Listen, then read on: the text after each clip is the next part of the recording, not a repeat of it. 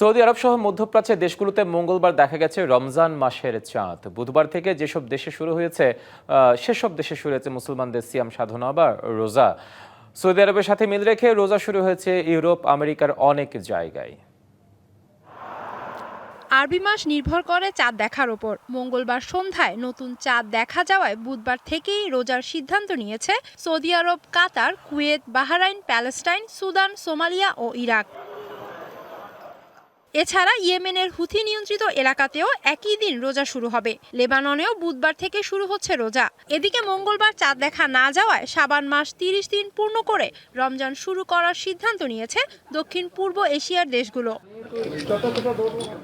এশিয়ার বৃহৎ মুসলিম দেশ ইন্দোনেশিয়া আনুষ্ঠানিকভাবে ১৯ ফেব্রুয়ারি থেকে রমজান শুরুর ঘোষণা দিয়েছে।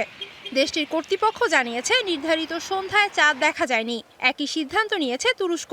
দেশটির ধর্মীয় কর্তৃপক্ষ চাঁদ না দেখার বিষয়টি নিশ্চিত করে বৃহস্পতিবার থেকে রোজা শুরুর ঘোষণা দেয়।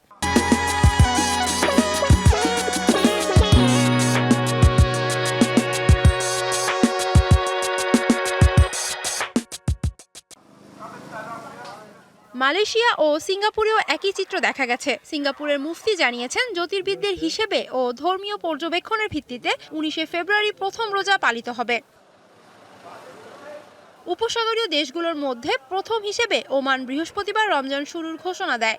ইউরোপের ফ্রান্সে মুসলিম কাউন্সিল জ্যোতির্বৈজ্ঞানিক হিসেবের ভিত্তিতে ১৯ ফেব্রুয়ারি থেকে রোজা শুরুর ঘোষণা দিয়েছে।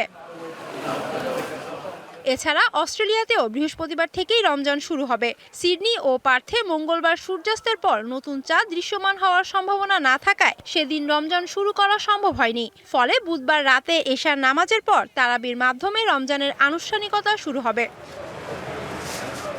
Humaira Ira, DBC news desk.